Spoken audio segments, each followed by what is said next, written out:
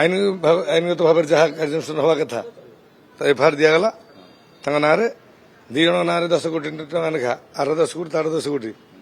ଆମେ ବର୍ତ୍ତମାନ ହାଇକୋର୍ଟରେ ଇଏ କରୁଛୁ କେସ୍ ଜାରି ହେବ ଖଣ୍ଡଗିରି ଥାନାରେ କଣ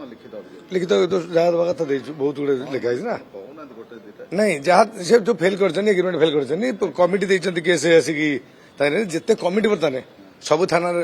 ଏଫଆଇଆର ହବ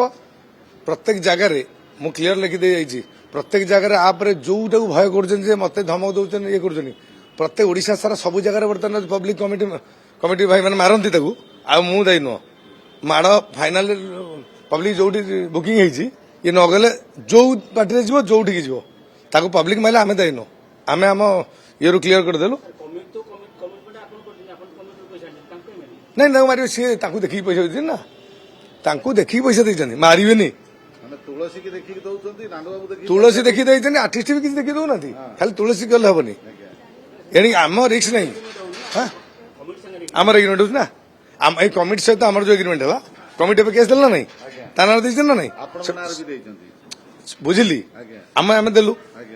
ତାପରେ ତାଙ୍କର ବର୍ତ୍ତମାନ ତାଙ୍କର ଯୋଉ ଅଲଗା ସାପ କେସ୍ରେ ବି ପ୍ରୋବ୍ଲେମ ହେଇଛି ସେ ତା ନାଁରେ ଆଣିଥିଲେ କିଣିଛନ୍ତି ସାପ ବର୍ତ୍ତମାନ ତାଙ୍କର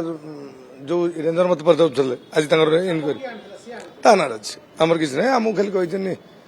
ତା ଧରିକି ଯିବା ଆମ ବହିରେ କିଛି ସାପର ଲେଣଦେଣ ନାହିଁ ଜିମା ଦେବେନି ତାର କୋଉ ନା ଆଲାଉ କରିନି ସେ ତା ଧରିକି ଯିବା ମୁଁ ହେଲେ କେମିତି କରିବିନି ତାର ଧରିକି ଆସିବ ତା ସାର୍ଟିଫିକେଟ ଆଣିଛି ଧରିକି ଆସିବ ମୁଁ କଣ କରିପାରିବି ତା ପରବର୍ତ୍ତୀ ବହୁତ ଯାତ୍ରା କମିଟି ଆପଣଙ୍କ ପାର୍ଟିକୁ ବୁକିଂ କରିଛନ୍ତି ସେ ଯାତ୍ରା କମିଟି ମାନେ ଏବେ କରିବେ କଣ ନାଇଁ ନାଇଁ ନାଇଁ ଏ ଯୋଉ କଥା କହିଲେ ସାଙ୍ଗେ ସାଙ୍ଗେ 10 ମିନିଟରେ ତାଠୁ ବେଟର ରୋଲ କରିଦବା ଆପଣମାନେ ଦେଖିଲେ କାଲି କୋଉ ଢଙ୍ଗର ତାଳି ହଉଥିଲା ଯୋଉଟା ସିଏ ଥିଲା ସେ ତାଳି ହୁଏ ନା ତାଳି ମାରିକି ଇଏ କରିବେ ଯୋଉଠି ଛିଡା ହେଇଯାଏ ରାନୁ ଦଳ ସେ ଲାଇନ ତିଆରି ହୁଏ ଏ କଥା ବି ଜାଣିଥାନ୍ତା ପବ୍ଲିକ ମାରିବେନି ମାଡ଼ ପାଇଁ ତ କହୁଛି ମତେ ଧମକ ଦଉଛନ୍ତି ଓଡିଶା ସାରା ମାରିଲେ ସେ କେତେ କଣ କରିବ ଓଡିଶା ହଁ ମୁଁ ଧମକ ଦିଏ କାହାକୁ କମିଟି ଆପଣମାନେ ଧମକ ଦେଇକି ଗଲେ ଆପଣ ଦେଖିଲେ ସବୁ ଜାଗାରେ କମିଟି ଧମକ ଦେବେ କିଏ କୋଉଠି ମାଇଲା ସେଗୁରା ଆମେ ରିକ୍ସ ନାହିଁ ତାକୁ ସୁରକ୍ଷା ଦେବା କଥା ନାହିଁ କିଏ ଦିଅନ୍ତୁ ମୋର କିଛି କହିବାର ନାହିଁ ମୁଁ ମୋ ଏଗ୍ରିମେଣ୍ଟ ଫେଲ କରିଛି କମିଟି ତାର ନାଚ କରିପାରେନି ତାଙ୍କର ଲସ୍ ହେଇଛି ମୋର ଯାହା ଲସ୍ ହବ କ୍ଷତିପୂରଣ ମୁଁ ହାଇକୋର୍ଟରେ ଇଏ କଲି କେସ୍ ଆମେ ଦେବା କଥା ଏଠି ଇଏ ଦେବା ଦେଲୁ ହାଇକୋର୍ଟରେ ଆପରେ ଯେତିକି ପୋଷ୍ଟର ଛପା ହେଇଛି ଯଦି ସେ ନ ଆସିଲା କି ପୋଲିସ ତାର କାର୍ଯ୍ୟାନୁଷ୍ଠାନ ଠିକ ଗ୍ରହଣ ନ କଲା ମୁଁ ସେ ବିଷୟରେ କହିପାରିବିନି ଏଗ୍ରିମେଣ୍ଟ 5 ବର୍ଷ ପାଇଁ ଏଗ୍ରିମେଣ୍ଟ କରିଛି 4 ମାସ ହେଇନି ନାଚ 5 ମାସ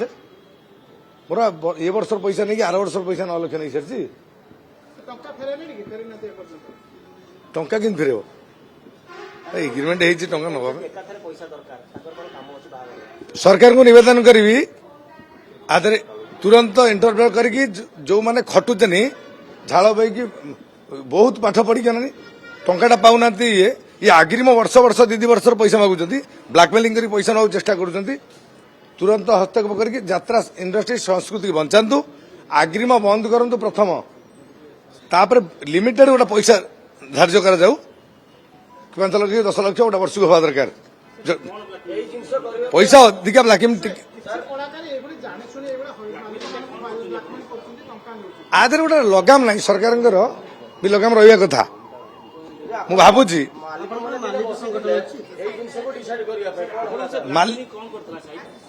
ବ୍ଲାକମେଲ ପଇସା ତ ନେଇଛି ବ୍ଲାକମେଲିଂ କଣ ତାର ଆଉ ଗୋଟେ ପାର୍ଟିକି ଯିବା ପାଇଁ ଚେଷ୍ଟା କରୁଛି ଯୋଉଥିପାଇଁ ଯୋଉ ରଙ୍ଗ ଚାଲିଛି ଆଉ ଗୋଟେ ପାର୍ଟିକି ଯିବା ପାଇଁ ଚାଲିଛି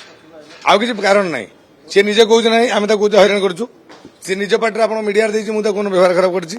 ସବୁବେଳେ ଗେଲା କରେ ତାକୁ ମୁଁ ତାକୁ ତିଆରି କରେ ଯାହାକୁ ବେଶୀ ଭଲ ପାଏ ମୁଁ ତାକୁ ତିଆରି କରେ ଏ କଥା ମନେ ରଖିଥାନ୍ତି କଳାକାର ମାନଙ୍କ ସହିତ ଯୋଉ ଏଗ୍ରିମେଣ୍ଟ ହୁଏ ସେଟା 1 ବର୍ଷ ପାଇଁ ହୁଏ ନା ଅଧିକ ଦିନ ପାଇଁ ହୁଏ ଆପଣ ଏଗ୍ରିମେଣ୍ଟ କେତେ ବର୍ଷ ପାଇଁ କରିପାରିବେ ବିଭିନ୍ନ ଏଗ୍ରିମେଣ୍ଟ ଅଛି ଆପଣ ତଳେ ଦିନ କହିଥିଲେ 11 ମାସରୁ ଅଧିକ 11 ବର୍ଷ 11 ମାସେ ଅଛି 5 ବର୍ଷ ଅଛି 9 ବର୍ଷ 9 ମାସ 11 ମାସ ଅଛି ଏଗ୍ରିମେଣ୍ଟ ବିଭିନ୍ନ କିସମର ଅଛି ଯୋଉ ଏଗ୍ରିମେଣ୍ଟ ସେଟା କରିପାରିବେ ଆଉ କଣ ଅଭିଯୋଗ ରହିଛି କି ପୂର୍ବରୁ ନାଣ୍ଡୁ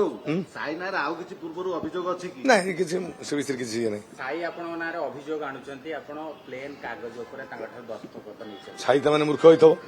ପ୍ଲେନ କାଗଜ ସାଇନ କଲା ସାଇ ତାହେଲେ ତାହେଲେ କିଛି ଜାଣିନି ଏତେ କଥା କିନ୍ତୁ ଗପୁଛି ବହି ଯୋଉ ସ୍କ୍ରିପ୍ଟ ପଢୁଛି ଯାତ୍ରା ପେଣ୍ଡାଲ ନାଟକ କହୁଛି ପଢିକି କହୁଛି ନା କେମିତି କହୁଛି ସେଟା ବି ପ୍ଲେନ୍ ହଉଛି